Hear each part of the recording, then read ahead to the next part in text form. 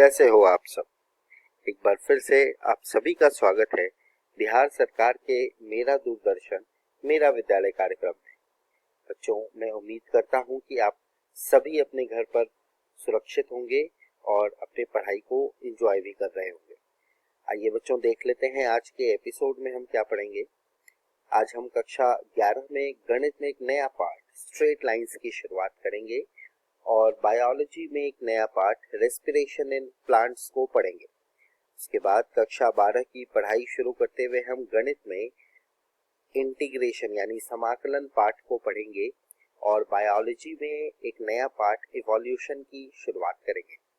तो अपना कॉपी कलम ले लीजिए बच्चों और हो जाइए तैयार। हम शुरू करते हैं आज का एपिसोड। नमस्कार दोस्तों, आइए शुरू करते हैं गणित का आज का पाठ जिसका नाम है सरल रेखाएं। इसी को हम अंग्रेजी में स्ट्रेट लाइंस के नाम से जानते हैं। तो चलिए बच्चों, आज के इस अध्याय को प्रारंभ करते हैं और देखते हैं कि आज हम क्या पढ़ेंगे। भूमिका यानी इंट्रोडक्शन, साथ ही हम देखेंगे एक रेखा की ढाल यानी स्लोप ऑफ अ लाइन। तो चलिए बच्चों, शुरू करेंगे पहले विषय के साथ, भूमिका। भूमिका में बच्चों आपने निर्देशांक ज्यामिति में कुछ सूत्रों के बारे में पढ़ा होगा अपनी कक्षा 10वीं में। उसी निर्देशांक ज्यामिति का उपयोग करते हुए हमें सरल रेखाएं पाठ को हल करना है और समझना है। तो ये कैसे करेंगे बच्चों, उसके लिए सबसे पहले हम देखेंगे कुछ महत्वपूर्ण सूत्र। जैसे कि यदि P कोई बिंदु है जिसके निर्देशांक x1 y1 है और Q कोई एक ऐसा बिंदु है जिसके निर्देशांक x2 y2 है, तो P और Q बिंदुओं के बीच की दूरी के लिए सूत्र होगा PQ is equal to under root x2 minus x1 की whole square minus y2 minus y1 की होल स्क्वायर। आगे बढ़े तो बच्चों हम देखेंगे एक और महत्वपूर्ण सूत्र।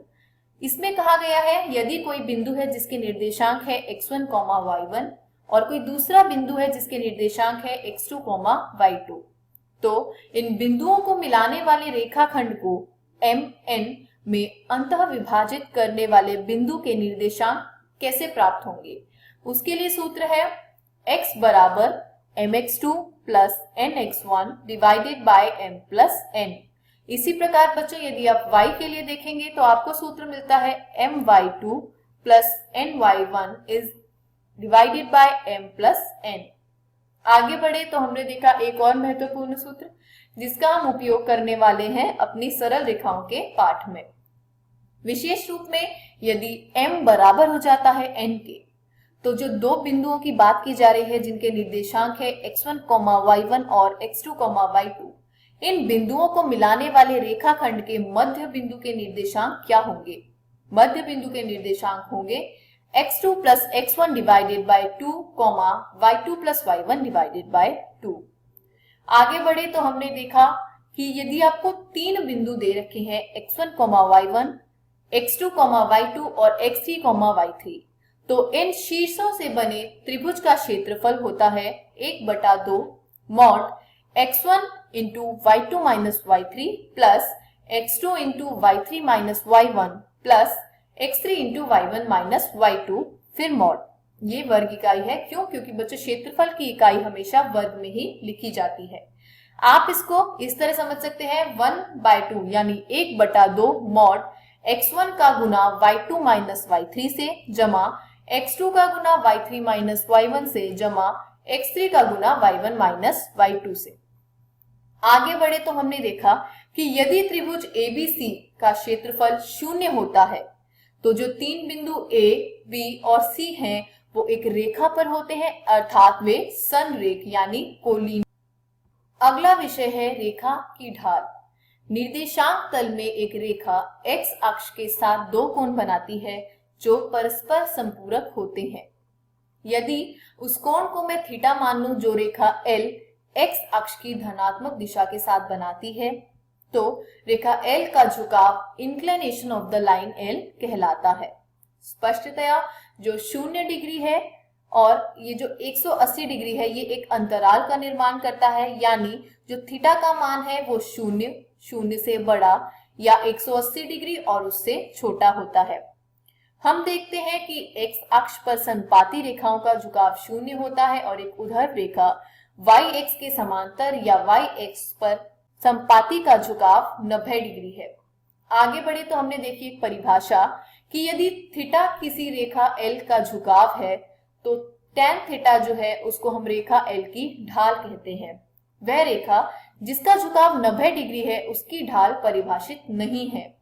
एक रेखा की ढाल को हम m से व्यक्त करते हैं। इसी के साथ बच्चों आगे बढ़े तो हमने देखा कि m का मान हो जाता है tan थीटा और थीटा का मान 90 डिग्री के बराबर कभी नहीं हो सकता। क्यों? यह देखा जा सकता है कि x अक्ष की ढाल 0 है और y अक्ष की ढाल परिभाषित नहीं है। इसी के साथ आज का ये अध्याय समाप्त हुआ। बच्चों जब हम सरल रेखाएं पढ़ेंगे तो हमें जरूरत पड़ेगी सभी जो पुराने महत्वपूर्ण सूत्र हैं निर्देशांक ज्यामिति में हमने जो पढ़े थे, इसीलिए सबसे पहले हम उनको दोहरा चुके हैं। आगे अगले अध्याय में हम सरल रेखाओं की जो आधारभूत संकल्पनाएं हैं उससे आगे का पाठ प्रारंभ करते हैं। घर जाइए, प्रश्नावली में दिए गए प्रश्नों को हल कीजिए। किसी भी प्रकार के संदेह तथा सहायता के लिए हम हमेशा उपलब्ध हैं। धन्यवाद। नमस्कार दोस्तों, आज हम जीव विज्ञान का एक नया पाठ पढ़ेंगे जिसका नाम है पादप में सांस। अब हम इसका पहला भाग पढ़ेंगे। इस वीडियो में हम पढ़ेंगे परिचय, क्या पादप सांस लेते हैं, ग्लाइकोलिसिस। परिचय, सभी जीवधारियों को अपने दैनिक जीवन में अवशोषण, परिवहन, गति, प्रजनन जैसे कार्य करने हेतु और यहाँ तक कि सांस लेने हेतु भी ऊर्जा की आवश्यकता होती है। जीवन विधि के लिए आवश्यक सभी ऊर्जा कुछ वृहद अणुओं के ऑक्सीकरण से प्राप्त होती है, जिसे खाद्य पदार्थ कहते हैं। केवल हरे पादप व नील हरित जीवाणु अपना भोजन स्वयं बना सकते हैं। ये प्रकाश संश्लेषण विधि द्वारा प्रकाशीय ऊर्जा को रासायनिक ऊर्जा में परिवर्तित कर कार्बोहाइड्रेट, ग्लूकोज, सुक्रोज व स्टार्च के रूप में संचित करते हैं। हमें यह याद रखना चाहिए कि हरे पादप में भी सभी कोशिकाओं, ऊतकों, अंगों में प्रकाश संश्लेषण नहीं होता है। केवल वे कोशिकाएं जिनमें क्लोरोप्लास्ट होता है वे ही प्रकाश संश्लेषण करती है। चूंकि हरे पादप में सभी अंग, ऊतक व कोशिकाएं हरी नहीं होती, इसलिए इनमें ऑक्सीकरण के लिए खाद्य पदार्थ की आवश्यकता होती है। इसलिए खाद्य पदार्थ का अहरित भागों में परिवहन होता है। प्राणी परपोषित होते हैं, इसलिए वे अपना भोजन पादपों से परोक्ष या अपरोक्ष रूप में प्राप्त करते हैं। मृत जीवी जैसे कवक मृत या सड़े गले पदार्थों पर निर्भर करते हैं। इस अध्याय में कोशिकीय सांस अथवा कोशिका में खाद्य पदार्थों के टूटने से निकलने वाली ऊर्जा की क्रियाविधि तथा एटीपी के संश्लेषण को समझाया गया। निस्संदेह प्रकाश संश्लेषण क्लोरोप्लास्ट में संपन्न होता है, जबकि ऊर्जा प्राप्त करने के लिए कॉम्प्लेक्स अणुओं का विघटन से कोशिका द्रव्य तथा माइटोकॉन्ड्रिया में होता है, वह भी केवल यूकेरियोट में। जबकि कोशिकाओं में कॉम्प्लेक्स अणुओं के कार्बन कार्बन अबंध के ऑक्सीकरण होने पर पर्याप्त मात्रा में ऊर्जा का मुक्त होना सांस कहलाता है। इस प्रक्रिया में जिस यौगिक का ऑक्सीकरण होता है उसे श्वसनी क्रियाधार कहते हैं। प्राय कार्बोहाइड्रेट के ऑक्सीकरण से ऊर्जा मुक्त होती है, किंतु कुछ पादपों में विशेष परिस्थितियों में प्रोटीन, वसा तथा यहाँ तक कि कार्बन अम्ल भी श्वसनी क्रियाधार के रूप में प्रयोग में आ सकते हैं। कोशिका के अंदर ऑक्सीकरण के दौरान श्वसनी क्रियाधार में स्थित संपूर्ण ऊर्जा कोशिका में एक साथ मुक्त नहीं होती है। यह एंजाइम द्वारा नियंत्रित चरणबद्ध धीमी अभिक्रियाओं के रूप में मुक्त होती है, जो रासायनिक ऊर्जा एटीपी के रूप में एकत्रित हो जाती है। यहाँ यह समझ लेना आवश्यक है कि सांस में ऑक्सीकरण द्वारा निकलने वाली ऊर्जा सीधे उपयोग में नहीं आती या संभवतया नहीं भी हो सकती, किंतु यह एटीपी के संश्लेषण के उपयोग में आती है तथा इस ऊर्जा में जब भी तथा जहाँ भी आवश्यकता होती है ये टूट जाती है। इस कारण से एटीपी कोशिका के लिए ऊर्जा मुद्रा का कार्य करती है। एटीपी में संचित ऊर्जा जीवधारियों की विभिन्न ऊर्जा आवश्यक प्रक्रियाओं में उपयोग में आती है। सांस के दौरान निर्मित कार्बनिक पदार्थ कोशिका में दूसरे अणुओं के संश्लेषण के लिए पूर्वगामी के रूप में काम आते हैं। एटीपी कुछ इस प्रकार का दिखता है। क्या पादप सांस लेते हैं? पादपों में सांस हेतु ऑक्सीजन की आवश्यकता होती है और वे कार्बन डाइऑक्साइड को मुक्त करते हैं। इस कारण से पादपों में ऐसी व्यवस्था है जिससे ऑक्सीजन की उपलब्धता सुनिश्चित होती है।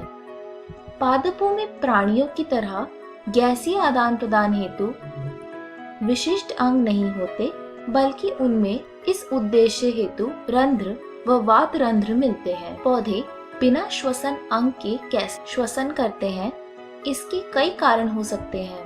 प्रथम कारण यह है कि पादपों का प्रत्येक भाग अपनी गैसीय आदान प्रदान की आवश्यकता का ध्यान रखता है। पादपों में एक भाग से दूसरे भाग में गैसों का परिवहन बहुत कम होता है। दूसरा कारण यह है कि पादपों में गैसों के आदान प्रदान की बहुत अधिक मांग नहीं होती। मूल, तना व पत्ती में श्वसन जंतुओं की अपेक्षा बहुत ही कम धीमी से होती है। केवल प्रकाश संश्लेषण के दौरान गैसों का अत्यधिक आदान प्रदान होता है तथा प्रत्येक पत्ती पूर्णतया इस प्रकार से अनुकूलित होता है कि इस अवधि के दौरान अपनी आवश्यकता का ध्यान रखती है। जब कोशिका श्वसन करती है, ऑक्सीजन की उपलब्धता की कोई समस्या नहीं होती है, क्योंकि कोशिका में प्रकाश संश्लेषण के दौरान ऑक्सीजन निकलती है। तृतीय कारण यह है कि बड़े स्थूल पादपों में गैसें अधिक दूरी तक विसरित नहीं होती। पादपों में प्रत्येक सजीव कोशिका पादपों की सतह के बिल्कुल पास स्थित होती है। यह पत्ती के लिए सत्य कथन है। तना में सजीव कोशिकाएं छाल व छाल के नीचे पतली सतह के रूप में व्यवस्थित होती है। इनमें भी छिद्र होते हैं जिन्हें वातरंध्र कहते हैं। भीतर की कोशिकाएं मृत होती है तथा यांत्रिक सहायता प्रदान करती है। अतः पादपों की अधिकांश कोशिकाओं की तरह सतह हवा के संपर्क में होती है। यह पैरेन्काइमा कोशिकाओं के द्वारा इस कार्य को आगे बढ़ाते हैं, जो कि वायु रिक्तिकाओं के आपस में जुड़े हुए जाल रूपी रचना के कारण संभव होता है। ग्लूकोज के संपूर्ण दहन से अंतिम उत्पाद के रूप में कार्बन डाइऑक्साइड तथा जल के साथ ऊर्जा निकलती है, जिसका सर्वाधिक भाग ऊष्मा के रूप में निकल जाता है। यदि यह ऊर्जा कोशिका के लिए आवश्यक है तो इसका उपयोग कोशिका में दूसरे अणुओं के संश्लेषण में होना चाहिए। ऊर्जा पादप कोशिकाएं इस तरह से भोजन बनाती है कि ग्लूकोज अणु का अपचय से निकलने वाली संपूर्ण ऊर्जा मुक्त ऊष्मा के रूप में न निकल जाए। मुख्य बात यह है कि ग्लूकोज का ऑक्सीकरण एक चरण में न होकर छोटे छोटे अनेक चरणों में होता है, जिनमें कुछ चरण इतने बड़े होते हैं कि इनसे निकलने वाली पर्याप्त ऊर्जा एटीपी के संश्लेषण में उपयोग में आ जाता है। सांस की क्रियाविधि के दौरान ऑक्सीजन का उपयोग होता है तथा कार्बन डाइऑक्साइड जल तथा ऊर्जा उत्पाद के रूप में निकलती है। दहन अभिक्रिया के लिए ऑक्सीजन की आवश्यकता होती है, परंतु कुछ कोशिकाएं ऑक्सीजन की उपस्थिति और अनुपस्थिति में भी जीवित रहती है। ग्लाइकोलिसिस। ग्लाइकोलिसिस शब्द की उत्पाद ग्रीक शब्द ग्लाइकोस अर्थात शर्करा एवं लाइसिस अर्थात टूटना से हुआ। ग्लाइकोलिसिस की प्रक्रिया गुस्ताव एम्बेडेन, ऑटो मेयरहॉफ और जे पारनास ने दी थी। अनॉक्सी जीवों में सांस लेने की केवल यही प्रक्रिया है। ग्लाइकोलिसिस कोशिका द्रव्य में संपन्न होता है और यह सभी सजीवों में मिलता है। इस प्रक्रिया में ग्लूकोज आंशिक ऑक्सीकरण द्वारा पायरुविक अम्ल के 2 अणुओं में बदल जाता है। पादपों में यह ग्लूकोज सुक्रोज से प्राप्त होता है, जो कि प्रकाश संश्लेषित कार्बन अभिक्रियाओं का अंतिम उत्पाद है या संचित कार्बोहाइड्रेट से प्राप्त होता है। सुक्रोज इन्वर्टेज नामक एंजाइम की सहायता से ग्लूकोज तथा फ्रक्टोज में परिवर्तित हो जाता है। ये दोनों मोनोसैकेराइड सरलता से ग्लाइकोलाइटिक चक्र में प्रवेश कर जाते हैं। ग्लूकोज एवं फ्रक्टोज हेक्सोकाइनेज एंजाइम द्वारा फॉस्फीकृत होकर ग्लूकोज 6 फॉस्फेट बनाते हैं। ग्लूकोज का फॉस्फीकृत रूप सामान्यीकरण द्वारा फ्रक्टोज 6 फॉस्फेट में परिवर्तित हो जाता है। ग्लाइकोलिसिस में 10 श्रृंखलाबद्ध अभिक्रियाओं में विभिन्न एंजाइम द्वारा ग्लूकोज से पाइरुवेट का निर्माण होता है। ग्लाइकोलिसिस के विभिन्न चरणों के अध्ययन के दौरान उन चरणों पर ध्यान दें जिसमें एटीपी का उपयोग अथवा संश्लेषण होता है। एटीपी का उपयोग 2 चरणों में होता है। पहले चरण में जब ग्लूकोज 6 फॉस्फेट में परिवर्तन होता है तथा दूसरे चरण में वह दूसरे फ्रक्टोज 6 फॉस्फेट का फ्रक्टोज 1,6 डाइफॉस्फेट में परिवर्तन होता है। फ्रक्टोज 1,6 डाइफॉस्फेट टूटकर डाइहाइड्रोक्सी एसीटोन फॉस्फेट तथा 3-फॉस्फोग्लिसरैल्डिहाइड यानी PGAL बनाता है। जब 3-फॉस्फोग्लिसरैल्डिहाइड PGAL का 1,3-बाइफॉस्फोग्लिसरेट यानी DPGA में परिवर्तन होता है तो NAD+ से NADH+H+ का निर्माण होता है। PGAL के 2 समान अपचयोपचय रिडॉक्स 2 हाइड्रोजन अणु पृथक होकर NAD के 1 अणु की ओर स्थानांतरित होता है। PGAL ऑक्सीकृत होकर अकार्बनिक फॉस्फेट से मिलकर DPGA में परिवर्तित हो जाता है। DPGA का 3-फॉस्फोग्लिसरिक अम्ल में परिवर्तन ऊर्जा उत्पादन करने वाली प्रक्रिया है। इस ऊर्जा का उपयोग ATP निर्माण में होता है। PEP यानी फॉस्फेनॉल पाइरुवेट का पाइरुविक अम्ल में परिवर्तन के दौरान भी ATP का निर्माण होता है। पाइरुविक अम्ल ग्लाइकोलिसिस का मुख्य उत्पाद है। पाइरुवेट का उपापचय भविष्य क्या है? कोशिकीय आवश्यकता पर निर्भर करता है। यहाँ 3 प्रमुख तरीके हैं जिसमें विभिन्न कोशिकाएं ग्लाइकोलिसिस द्वारा उत्पन्न पाइरुविक अम्ल का उपयोग करती है। ये निम्नलिखित है: लैक्टिक अम्ल किण्वन, अल्कोहलिक किण्वन और ऑक्सीसांस। अधिकांश प्रोकैरियोट तथा एक कोशिकीय यूकैरियोट में किण्वन अनॉक्सी परिस्थितियों में होता है। ग्लूकोज के पूर्ण ऑक्सीकरण के फलस्वरूप कार्बन डाइऑक्साइड तथा जल बनने हेतु जीवधारियों में क्रेब्स साइकिल द्वारा होता है, जिसे ऑक्सीश्वसन या सांस कहते हैं, जिसमें ऑक्सीजन की आवश्यकता होती है। इस वीडियो में हमने सीखा परिचय, क्या पादप सांस लेते हैं और ग्लाइकोलिसिस के बारे में। अगली वीडियो में हम पढ़ेंगे किण्वन, ऑक्सीश्वसन, जिसमें हम पढ़ेंगे ट्राइकार्बोक्सिलिक अम्ल चक्र और इलेक्ट्रॉन परिवहन तंत्र। धन्यवाद।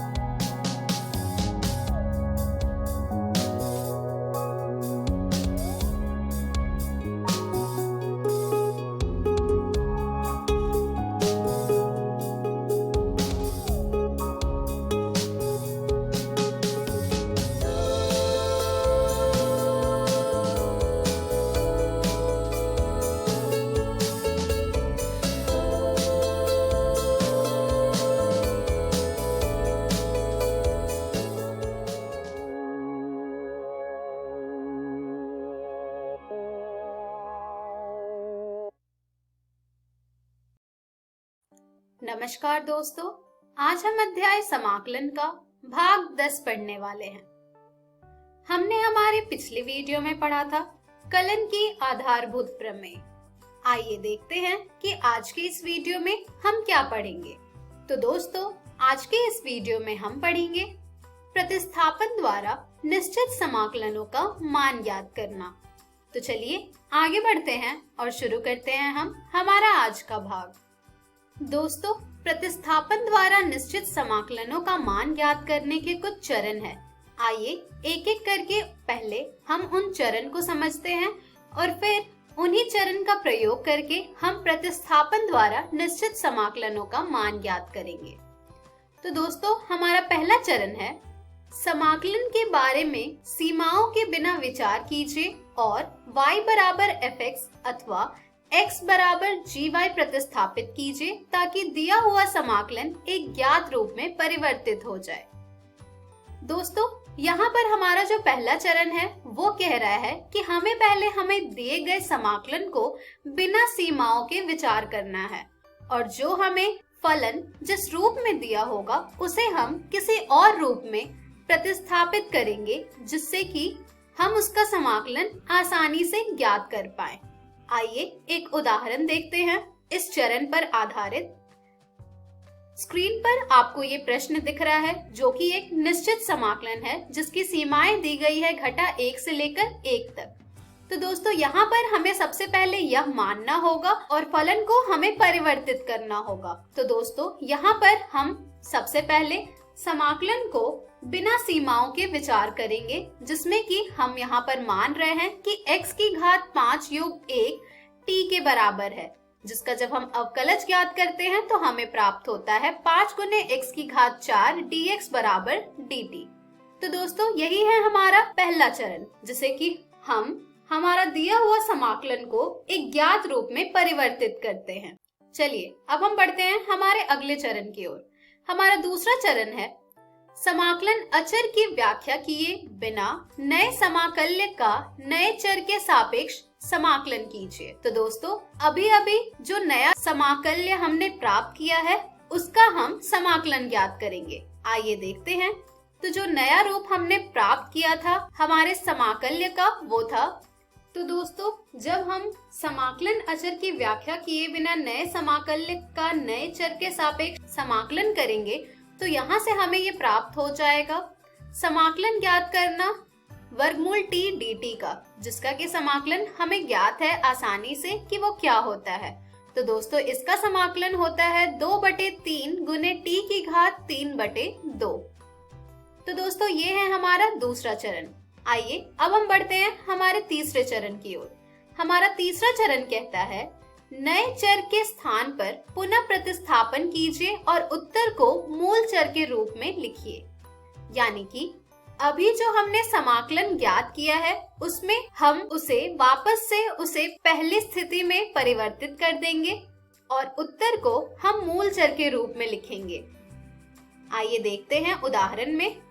यहाँ पर हमें ये प्राप्त हुआ था 2/3 गुने t की घात 3/2, जिसे जब हम पुनः इसके रूप में लिखेंगे तो दोस्तों, यहाँ पर हमने माना था कि t जो है वो बराबर है हमारा x की घात 5 योग 1 के। तो जब हम इसका मान यहाँ पर प्रतिस्थापित करेंगे दोस्तों तो हमें ये प्राप्त हो जाएगा 2/3 गुने x की घात 5 योग 1 की घात पूरे की घात 3/2। तो दोस्तों, ये था हमारा तीसरा चरण। आइए अब हम बढ़ते हैं हमारे चौथे चरण की ओर। हमारा चौथा चरण कहता है चरण 3 से प्राप्त उत्तर का समाकलन की दी हुई सीमाओं पर मान ज्ञात कीजिए और उच्च सीमा वाले मान से निम्न सीमा वाले मान का अंतर ज्ञात कीजिए। यानी कि चरण 3 में हमें जो उत्तर प्राप्त हुआ है समाकलन में दी गई सीमाओं का हम मान ज्ञात करेंगे और उच्च सीमा वाले मान से निम्न सीमा वाले मान का अंतर भी ज्ञात करेंगे। आइए देखते हैं इसे उस उदाहरण पे। तो दोस्तों, यहाँ पर आपने देखा था कि हमें प्राप्त हुआ था 2/3 गुने x की घात 5 योग 1 पूरे की घात 3/2। तो दोस्तों, यहाँ पर अब हम जो हमारी उच्च सीमा है और जो हमारी निम्न सीमा है उसका अंतर ज्ञात करेंगे। तो दोस्तों, अंतर हम कुछ इस प्रकार से ज्ञात करते हैं जिससे कि हमें यहाँ पर प्राप्त हो रहा है 2/3 गुने 1 की घात 5 योग 1 पूरे की घात 3/2 घटा 1 की घात 5 योग 1 पूरे की घात 3/2। जिसे जब हम प्रायः हल करेंगे तो हमें यहाँ से प्राप्त हो जाएगा 2/3 गुने 2 की घात 3/2 घटा 1 की घात 5 योग 1 पूरे की घात 3/2, जिसे हम और हल करेंगे तो हमें एक निश्चित मान प्राप्त हो जाएगा हमें हमारे दिए गए समाकलन का। तो दोस्तों कुछ इस प्रकार से अर्थात इन चरणों को प्रयोग करके हम ज्ञात करते हैं प्रतिस्थापन द्वारा निश्चित समाकलन का मान। आइए कुछ उदाहरण देखते हैं।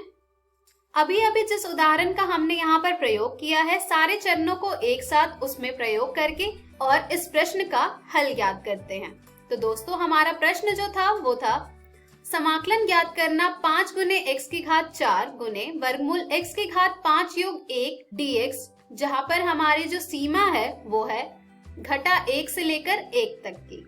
तो दोस्तों ऐसे प्रश्न में हमें सबसे पहले कोई मान प्रतिस्थापित करना होता है। तो दोस्तों यहाँ पर आप देख पा रहे हैं कि x की घात 5 योग 1 है और इसका जो अवकलज हमें ज्ञात होगा वो भी हमें हमारे प्रश्न में दिया गया है। तो दोस्तों यहाँ पर हम मान लेंगे कि x की घात 5 योग 1 बराबर है t के, जिसका जब हम अवकलज ज्ञात करेंगे तो हमें प्राप्त हो जाएगा 5 गुने x की घात 4 dx बराबर dt।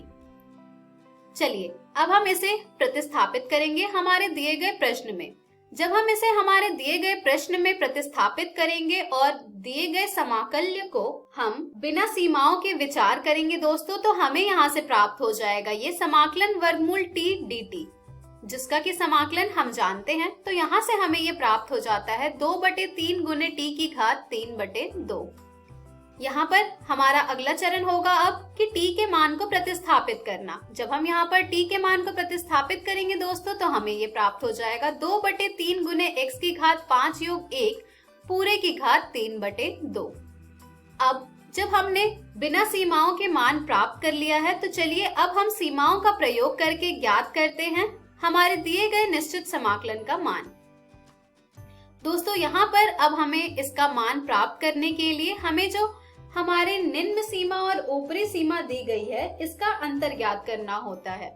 तो हमने जो प्राप्त किया है बिना सीमाओं के समाकलन, वहां पर अब हम उच्च सीमा से निम्न सीमा का अंतर ज्ञात करेंगे, जो कि कुछ इस प्रकार से ज्ञात किया जाता है। तो हमें ये प्राप्त होता है 2/3 गुने 1 की घात 5 योग 1 पूरे की घात 3/2 घटा 1 की घात 5 योग 1 पूरे की घात 3/2, जिसे हम हल करेंगे तो हमें यहाँ से ये प्राप्त हो जाएगा 2/3 गुने 2 की घात 3/2 घटा 1 की घात 5 योग 1 पूरे की घात 3/2, जिसे हम और हल करेंगे दोस्तों तो हमें यहाँ से ये प्राप्त हो जाएगा 2/3 गुने 2 की घात 3/2 घटा 0 की घात 3/2, जिसे हम और हल करेंगे तो हमें यहाँ से ये प्राप्त हो जाएगा 2/3 गुने 2 गुने वर्गमूल 2 अर्थात 4 गुने वर्गमूल 2/3। तो दोस्तों हमें हमारे दिए गए निश्चित समाकलन का मान प्राप्त हुआ है 4 गुने वर्गमूल 2/3। तो दोस्तों देखा आपने कि किस प्रकार से हम चरणों का प्रयोग करके ज्ञात करते हैं निश्चित समाकलन का मान आसानी से प्रतिस्थापन विधि के द्वारा। आइए दोस्तों अब हम एक और विधि देखेंगे इस तरह के प्रश्नों को हल करने की। आइए बढ़ते हैं इस प्रश्न के हल की ओर। यहाँ पर भी हमारा जो सबसे पहला कार्य होगा वो होगा कि प्रतिस्थापन विधि द्वारा सबसे पहले कुछ मान लेना जिसका कि अवकलज हमें हमारे प्रश्न में दिया गया हो, ताकि हम इसे किसी अन्य रूप में प्रतिस्थापित कर पाए। तो दोस्तों यहाँ पर हमने मान लिया है x की घात 5 योग 1 जो कि बराबर है t के, जिसका हम अवकलज ज्ञात करते हैं तो हमें प्राप्त होता है 5 गुने x की घात 4 dx बराबर dt। तो दोस्तों जिससे कि हमें हमारा दिया गया प्रश्न बिना सीमाओं के कुछ इस प्रकार से प्राप्त हो रहा है, जो कि है समाकलन वर्गमूल t dt, जिसका कि समाकलन हम जानते हैं कि क्या होता है, जो कि बराबर होता है 2/3 गुने t की घात 3/2। दोस्तों इस चरण में हमें अब जो चीज का ध्यान रखना है वो है कि जब हम यहाँ पर इस पूरे प्रश्न को t में परिवर्तित कर रहे हैं तो हमारी जो सीमाओं का मान होगा उसे भी अब हम t में परिवर्तित करेंगे। आइए देखते हैं कि वो किस प्रकार से करते हैं। दोस्तों यहाँ पर हमारे x की जो सीमा दी गई है वो है घटा 1 और 1। तो जब हम x की घात 5 योग 1 में x के मान को प्रतिस्थापित करेंगे तो हमें t का मान प्राप्त हो जाएगा। आइए देखते हैं। जब हम वहां पर x का मान प्रतिस्थापित कर रहे हैं तो t दोस्तों हमें प्राप्त हो रहा है 0, और जब हम x बराबर 1 प्रतिस्थापित कर रहे हैं x की घात 5 योग 1 में, तो दोस्तों यहाँ से हमें t का मान जो प्राप्त हो रहा है वो है 2। तो दोस्तों अब हमारे पास जो हमारा समाकलन दिया गया था वो t के रूप में प्राप्त हो रहा है, जिसकी ऊपरी और निम्न सीमा है 0 तथा 2। आइए अब हम इस प्रश्न को हल करेंगे कुछ इस प्रकार से। दोस्तों बिना सीमाओं के हमने जब इसे हल किया था तो हमें यहाँ से ये प्राप्त हो रहा है 2/3 गुने t की घात 3/2। जब हम इनकी सीमाएं यहाँ पर लगाएंगे तो दोस्तों यहाँ से हमें प्राप्त हो जाएगी ये 2/3 गुने t की घात 3/2, जहाँ हमारी t की जो निम्न सीमा है वो है 0 और ऊपरी सीमा है 2। चलिए अब हम प्राप्त उत्तर को हल करते हैं। जब हम इसे हल करेंगे दोस्तों तो यहाँ से हमें ये प्राप्त हो जाएगा 2/3 गुने 2 की घात 3/2 घटा 0 की घात 3/2, जिसे हम हल करेंगे तो हमें यहाँ से ये प्राप्त हो जाएगा 2/3 गुने 2 गुने वर्गमूल 2, जिसे हम और हल करेंगे तो यहाँ से ये हमें प्राप्त हो जाएगा 4 गुने वर्गमूल 2/3। तो दोस्तों देखा आपने कि किस तरह से हमने इस प्रश्न को एक और विधि से हल किया, जिसमें कि हम प्रश्न को t में परिवर्तित करने के साथ साथ उसका ऊपरी और निम्न सीमा का भी परिवर्तन किया है, जिससे कि ये प्रश्न बहुत ही आसानी से हल हो गया है। तो अब आपके ऊपर है कि आप किस विधि से इस प्रकार के प्रश्न को हल करना चाहते हैं। आइए दोस्तों एक और प्रश्न देखते हैं इस पर आधारित। हमारा अगला प्रश्न है समाकलन ज्ञात करना tan प्रतिलोम x बटे 1 योग x की घात 2 dx, जहां हमारे x की निम्न सीमा है 0 और ऊपरी सीमा है 1। तो दोस्तों यहाँ पर भी हमारा जो सबसे पहला कार्य होगा वो होगा कि दिए गए प्रश्न को किसी अन्य रूप में परिवर्तित करना। तो यहाँ पर हम सबसे पहले मान लेंगे कि हमारा जो tan प्रतिलोम x है वो t के बराबर है, जिसका कि जब हम अवकलज ज्ञात करते हैं तो यहाँ से हमें ये प्राप्त होता है 1/1 योग x की घात 2 dx बराबर dt। चलिए अब हम इसका मान हमारे प्रश्न में प्रतिस्थापित करते हैं और हम इस प्रश्न को बिना सीमा के लिखते हैं। तो दोस्तों यहाँ से हमें ये प्राप्त हो जाएगा समाकलन t dt के बराबर, जिसका कि समाकलन हमें पता है क्या होता है, जो कि होता है t की घात 2/2। दोस्तों समाकलन ज्ञात करने के बाद अब हम परिवर्तित करेंगे हमारे उच्च और निम्न सीमा को। तो दोस्तों यहाँ पर जब हमारा x 0 के बराबर है तो यहाँ से हमें t का मान प्राप्त हो रहा है tan प्रतिलोम 0 अर्थात t बराबर 0। इसी प्रकार से जब हम x बराबर 1 प्रतिस्थापित करेंगे तो हमें यहाँ से प्राप्त हो रहा है t बराबर tan प्रतिलोम 1 अर्थात t बराबर π/4। तो दोस्तों अब हमारे पास ऊपरी और निम्न सीमा की परिवर्तित मान भी आ चुकी है, जिसका कि अब हम प्रयोग करके आसानी से निश्चित समाकलन का मान ज्ञात करेंगे।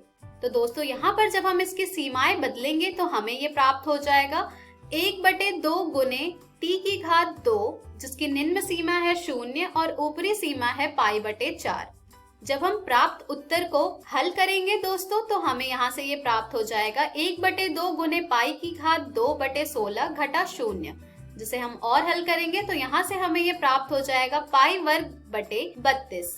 तो दोस्तों आपने देखा कि किस तरह से हम निश्चित समाकलन का मान प्राप्त करते हैं प्रतिस्थापन विधि के द्वारा। तो दोस्तों इस तरह के और भी प्रश्न आपको आपकी NCERT पुस्तक में मिल जाएंगे, जिन्हें आप जरूर हल करें। और समाकलन के आप जितने अधिक प्रश्न हल करेंगे उतने ही अच्छी तरह से ये आपको समझ आते जाएगा। तो दोस्तों आज के इस वीडियो में हमने सीखा प्रतिस्थापन द्वारा निश्चित समाकलनों का मान ज्ञात करना। आइए देखते हैं कि हम हमारी अगली वीडियो में क्या सीखेंगे। तो दोस्तों हम हमारी अगली वीडियो में जानेंगे निश्चित समाकलनों के कुछ गुणधर्म। धन्यवाद।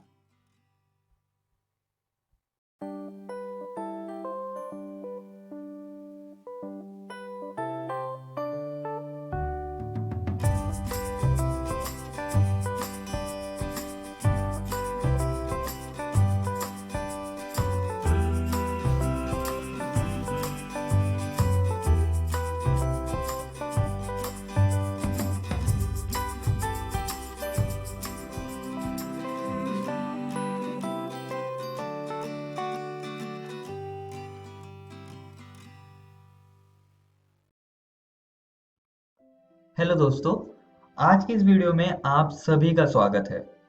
आज हम आपके अध्याय विकास को जारी रखेंगे और इसका भाग 2 आज हम पढ़ने वाले हैं।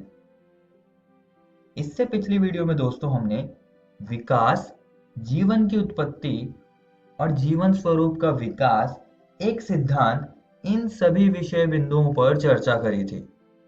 इस वीडियो में हम जानेंगे कि विकास के प्रमाण क्या है और साथ ही साथ हम अनुकूली विकिरण क्या है इसको भी हम समझेंगे। तो चलिए शुरू करते हैं। दोस्तों, हमारे पास कुछ ऐसे प्रमाण हैं जो कि ये साबित करते हैं कि विकास इस धरती पर हुआ था। ये प्रमाण हैं जीवाश्म, भ्रूणात्मक प्रमाण, शारीरिक तथा आकारिकी प्रमाण, प्राकृतिक वर्ण और कृत्रिम वर्ण। इन सभी प्रमाणों के बारे में हम एक एक करके पढ़ेंगे। सबसे पहला प्रमाण हम जीवाश्म को ले लेते हैं। इनको हम पेलिएंटोलॉजिकल एविडेंसेस भी कहते हैं। अब समझते हैं कि ये क्या होते हैं। पृथ्वी पर किसी समय जीवित रहने वाले अति प्राचीन सजीवों के परिरक्षित अवशेषों या उनके द्वारा चट्टानों में छोड़ी गई छापों को जो पृथ्वी की सतहों या चट्टानों की परतों में सुरक्षित पाए जाते हैं, उन्हें जीवाश्म कहते हैं।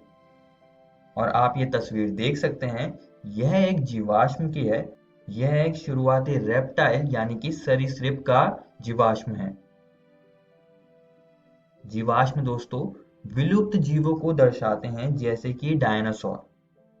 हमारे पास कुछ थ्योरीज हैं कि डायनासोर कैसे इस धरती से विलुप्त हुए होंगे, मगर इस बात को हम जान लेते हैं कि जीवाश्मों के बिना हमें शायद कभी पता भी नहीं चलता कि डायनासोर हमारी पृथ्वी पर रहे होंगे। और दोस्तों कुछ जीवाश्म तो आज के समय में पाए जाने वाले जीवों के जैसे दिखते हैं, जैसे कि डायनोसुकस। ये क्रोकोडिलियन जीनस का एक विलुप्त जीव था जो कि आज के घड़ियालों को दर्शाता है, उनके जैसा ये दिखता था। तो इन सभी बातों से हम कह सकते हैं कि जीवाश्म हमें विकास को समझने में मदद करते हैं। अब दोस्तों ये जीवाश्म बनते कैसे हैं, क्योंकि हमको पता है कि जब कोई जीव मरता है तो उसका शरीर पर्यावरण में घुल जाता है और थोड़े समय बाद वो गायब हो जाता है। लेकिन अगर जीव का पूरा शरीर या उसका कुछ हिस्सा उसके शरीर का चट्टानों या फिर सेडिमेंट्स में प्रिजर्व हो जाए कुछ समय के लिए, कई बार ये बहुत ज्यादा लंबे समय के लिए भी प्रिजर्व हो जाता है, यानी कि परिरक्षित हो जाता है, जैसे कि डायनासोर में, क्योंकि डायनासोर्स के जो जीवाश्म है वो बहुत ही पुराने हैं। और फिर कुछ प्रक्रियाओं के बाद ये जीवाश्म में बदल जाते हैं। आइए दोस्तों अब भ्रूणात्मक प्रमाण के बारे में पढ़ लेते हैं, इसको हम समझेंगे। यह अर्नस्ट हेकल द्वारा प्रस्तावित किया गया था। ये प्रमाण कुछ विशिष्ट संरचनाओं के प्रेक्षण पर आधारित थे जो सभी कशेरुकी जीवों के भ्रूण में उभयनिष्ठ रूप से पाए जाते हैं, परंतु वयस्क जंतुओं में अनुपस्थित होते हैं। इस बात को एक उदाहरण से समझते हैं। यहाँ मैंने कशेरुकी जीवों के भ्रूणों को दिखाया हुआ है। इनमें कुछ ऐसी विशेषता हैं जैसे कि गलफड़े और ये पूंछ, जो सभी के सभी कशेरुकी भ्रूणों में आपको दिख रहे होंगे। लेकिन वयस्क जंतुओं में ये सारी विशेषताएं नहीं होती हैं, ये अनुपस्थित होती है, जैसे कि आपको मानवों में पूंछ देखने को नहीं मिलेगी। तो हम कह सकते हैं कि कुछ विशेषताएं वयस्क जीवों में अनुपस्थित होती है। लेकिन दोस्तों ये प्रस्ताव कार्ल अर्नस्ट बायर द्वारा सावधानी पूर्वक किए गए गहन अध्ययन के आधार पर अस्वीकार कर दिया गया था। उसने देखा कि भ्रूण कभी भी अन्य जंतुओं की वयस्क अवस्थाओं से नहीं गुजरते हैं। आइए दोस्तों अब विकास का अगला प्रमाण हम समझ लेते हैं, जो कि है शारीरिक तथा आकार की प्रमाण। इसमें हम दो चीजों के बारे में पढ़ेंगे। पहली है होमोलोगस संरचनाएं और दूसरी है एनालोगस संरचनाएं। इनको हम एक एक करके समझेंगे। सबसे पहले हम होमोलोगस संरचनाओं को समझ लेते हैं। अब ये क्या होती है? विभिन्न जीवों की संरचनाएं जिनकी शरीर रचना या बुनियादी योजना में समानता है लेकिन कार्य भिन्न करती हैं, उन्हें समजातीय संरचनाएं कहते हैं, यानी कि होमोलोगस संरचनाएं कहते हैं। सरल भाषा में संरचना एक समान है लेकिन वो कार्य भिन्न कर रही हैं, तो वो समजातीय संरचना यानी कि होमोलोगस संरचनाएं कहलाती हैं। उदाहरण के लिए आप यहाँ देख सकते हैं, ये मानव की, ये कुत्ते की, ये चिड़िया की और ये व्हेल की मैंने 4 लिम्ब की संरचना को आपको यहाँ दिखाया हुआ है। इनमें आपस में समानता है मगर ये कार्य अलग अलग करते हैं, तो ये हो गई होमोलोगस संरचनाएं। भिन्न भिन्न कार्य संपन्न करने के कारण वही रचना भिन्न रूप ले लेती है। ये अपसारी विकास यानी कि डायवर्जेंट एवोल्यूशन है और यह संरचनाएं समजातीय होती हैं जिसमें समान पूर्वज परंपराएं होती हैं। इस घटना को समजातता कहते हैं। अब दोस्तों, पौधे भी होमोलोगस संरचनाओं को दर्शाते हैं, जैसे कि बोगेनविलिया के पौधा और क्यूकुरबिटा का पौधा। अब जो बोगेनविलिया के पास जो कांटे होते हैं और जो क्यूकुरबिटा के पास प्रतान होती है यानी कि टेंड्रिल होती है, ये दोनों आपस में होमोलोगस संरचनाएं हैं। अब ये कैसे होमोलोगस संरचनाएं हैं इनको हम देख लेते हैं। एक तरफ मैं कांटे को लिख देता हूं और दूसरी तरफ मैं प्रतान को लिख देता हूं। अब हम इन्हें होमोलोगस संरचनाएं इसलिए कह रहे हैं क्योंकि दोनों ही कक्षीय कली की स्थिति में होते हैं और दोनों ही कक्षीय कली के रूपांतरण हैं, लेकिन ये दोनों भिन्न भिन्न कार्य करते हैं। जैसे कि जो कांटे होते हैं पौधे के, ये इनको सुरक्षा प्रदान करते हैं और दूसरी ओर प्रतान चढ़ाई के काम आता है। आइए दोस्तों, अब एनालोगस संरचनाओं को समझ लेते हैं। विभिन्न जीवों में संरचनाएं जो शरीर रचना से समान नहीं है, हालांकि वे समान कार्य करते हैं, इन्हें एनालोगस संरचना या अनुरूप संरचना कहा जाता है। सरल भाषा में अब जो संरचना अलग होगी लेकिन उसका कार्य एक समान होगा, उन्हें हम एनालोगस संरचना कहते हैं। अनुरूपता या तुल्य रूपता सामान्य वंश यानी कि कॉमन एंसेस्ट्री को इंगित नहीं करता है, जिसका मतलब है कि इन सभी जीवों के जिनके पास एनालोगस संरचनाएं होंगी उनके आपस में कॉमन एंसेस्टर नहीं होंगे, उनके सामान्य वंशज नहीं होंगे। तो ये बात आप सभी दोस्तों को याद रखनी है। इसलिए अनुरूप संरचनाएं अभिसरण विकास यानी कि कन्वर्जेंट एवोल्यूशन का एक परिणाम है। एक ही कार्य के लिए विकसित होने वाली विभिन्न संरचनाएं और इसलिए इनमें समानता है। उदाहरण के लिए आप पक्षी का पंख और तितली का पंख देख सकते हैं। इनकी संरचना अलग होती है लेकिन ये कार्य एक ही करते हैं, ये उड़ने का कार्य करते हैं। ऐसे ही तितली और चमगादड़ के पंखों में भी होता है। और इसका एक और उदाहरण है जिसमें कि आलू और शकरकंदी आता है। अब ये दोनों का मूल अलग अलग होता है, जैसे कि जो आलू है वो रूपांतरित तना है और जो शकरकंदी है वो रूपांतरित मूल है, लेकिन ये कार्य समान करते हैं जो कि है खाद्य पदार्थ का संग्रहण। दोस्तों, एक और चीज है जो विकास का समर्थन करती है, वो है प्राकृतिक वर्ण।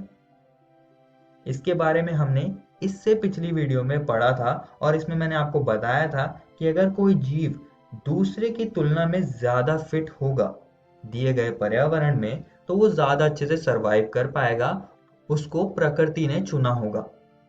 तो इंग्लैंड में 1850 के दशक में क्या हुआ था कि औद्योगिकरण नहीं था वहां पर।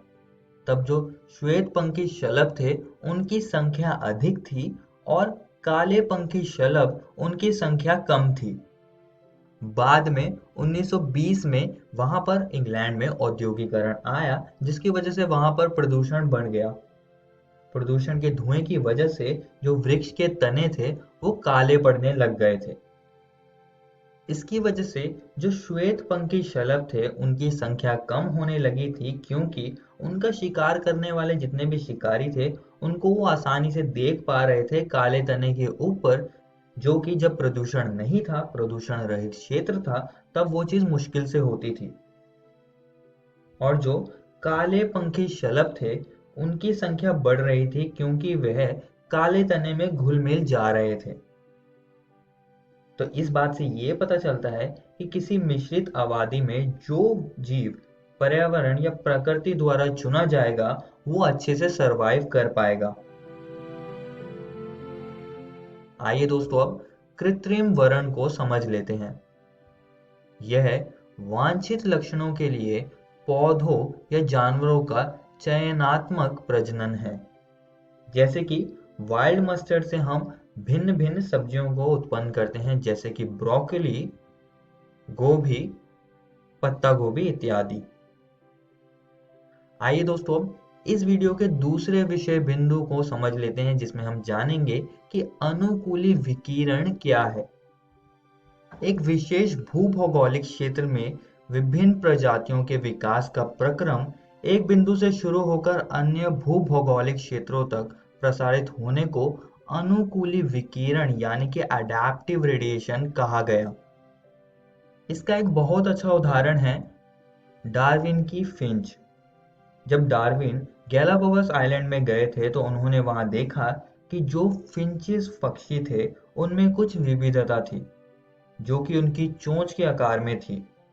विश्लेषण के बाद उनको पता चला कि ये सारी विविधता एक ही आइलैंड में विकसित हुई थी, और उन्होंने ये भी कहा कि ये जो विविधता थी ये बीजभक्षी पूर्वज पक्षी से विकसित हुई थी, और इनमें से कुछ पक्षी अलग अलग आइलैंड पर चले गए और वहां पर जो भी पर्यावरण था उसके हिसाब से उन्होंने खुद को विकसित कर लिया। इस वीडियो में हमने दोस्तों विकास के प्रमाणों को हमने समझा, और हमने साथ ही में अनुकूली विकिरण क्या होता है इस पर भी हमने चर्चा करी। और दोस्तों, मैं आप सभी को एक और बात बताना चाहता हूँ कि आज हमने आपकी एनसीईआरटी किताब के ये 2 विषय बिंदुओं को खत्म कर लिया है। आप इनको जरूर घर से किताब से पढ़कर आइएगा। अगली वीडियो में हम इस अध्याय की कुछ और बातों को जानेंगे, जिसमें कि हम जानेंगे जैव विकास के बारे में, हम विकास की क्रिया विधि को समझेंगे, और आखिरी में हम हार्डी वेनबर्ग सिद्धांत पर भी चर्चा करेंगे। धन्यवाद।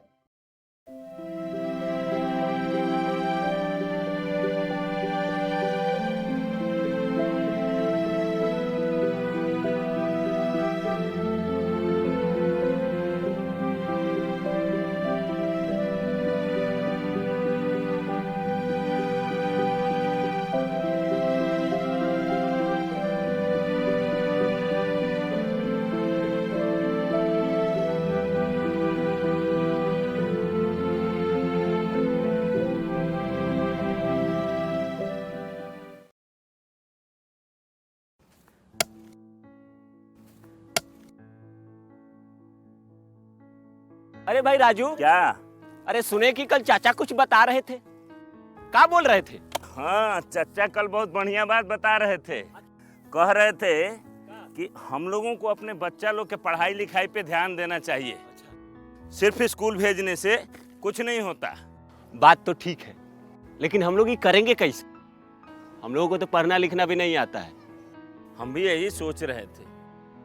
अरे वो देखो, मास्टर साहब भी सही टाइम पे आ गए। चलो उन्हीं से पूछ लेते हैं। मास्टर साहब प्रणाम। प्रणाम प्रणाम। मास्टर साहब, आपसे एक बात का जानकारी लेना था। हाँ पूछिए। अब हम लोग तो ठहरे कम पढ़े लिखे आदमी, हाँ। लेकिन हम लोग का बच्चा लोग स्कूल में जाके क्या करता है, क्या सीखता है, क्या पढ़ता है, ये हम लोग कैसे जानेंगे? बहुत आसान है। अच्छा, कैसे? चलिए आप लोग स्कूल में, हम बताते हैं। जी जी चलिए। जी सर, चलिए। चलो चलो। हाँ हाँ चलिए। हाँ हाँ, मीठा लेते हैं। आइए, ये देखिए, ये है क्लास 3 का अधिगम प्रतिफल पोस्टर। इसका मतलब है यदि आपका बच्चा वर्ग 3 में पढ़ता है तो उसे इस पोस्टर में जो लिखी गई सारी चीजें उसे जानकारी होनी चाहिए। ये क्या है? पक्षी। और ये क्या है? पेड़। यानी कि तीसरी कक्षा समाप्त होते होते आपका बच्चा पशु, पक्षी, फूल, पत्ती आदि के बारे में सीख जाएगा। हर क्लास और हर विषय के लिए अधिगम प्रतिफल पोस्टर बनाए गए हैं। आइए कुछ दूसरे तरीके जानते हैं। जी सर। ये देखिए, ये है हमारे बच्चों की कॉपियाँ और ये है सही का निशान। इसका मतलब है कि इस प्रश्न का उत्तर आपके बच्चे ने बिल्कुल सही दिया है। जितना ज़्यादा होंगे ये निशान उतना बढ़िया सीखा है आपका बच्चा। और ये क्या है? गलत का निशान। हाँ, ये है गलत का निशान और इसका मतलब है आपके बच्चे ने इस प्रश्न में कुछ गलती की होगी। और ये निशान जितना ज़्यादा होगा आपको अपने बच्चे पे उतना ही ध्यान देने की ज़रूरत है। लेकिन पूरे साल में हमारा बच्चा क्या क्या सीखा ये कैसे जानेंगे? बिल्कुल जानेंगे। उसके लिए भी हमारे पास कुछ साधन है। उनमें से एक है प्रगति पत्रक। इसके माध्यम से आप घर बैठे जान सकेंगे कि आपका बच्चा पूरे साल में क्या कुछ सीखा। देखिए, ये है 3 स्टार। इसका मतलब होता है सीख चुका है, आपका बच्चा सीख चुका है। और 2 स्टार का मतलब है बच्चा सीख रहा है। और 1 स्टार का मतलब अभी सीखने की आवश्यकता है। जी हाँ, ये तो बहुत आसान है। अब तो हम जैसे बिना पढ़े लिखे लोग भी अपने बच्चों की कॉपी आसानी से जांच कर पाएंगे। बिल्कुल जांच पाएंगे मनोज। हाँ। मास्टर साहब, आपने तो बिल्कुल सही बात बताई थी। तो ठीक है, चलते हैं। आज जो आपने हमको बताया है वो हम सबको बताएंगे। आप क्या करेंगे? आइए हम मिलकर अपने बच्चों के भविष्य को एक नई उड़ान दें। आज हम पूछेंगे तो कल ये सीखेंगे। मिलते हैं बच्चों अगले एपिसोड में कुछ और रोचक पाठ के साथ। तब तक के लिए घर में रहिए, सुरक्षित रहिए और पढ़ते रहिए। बाय बाय बच्चों।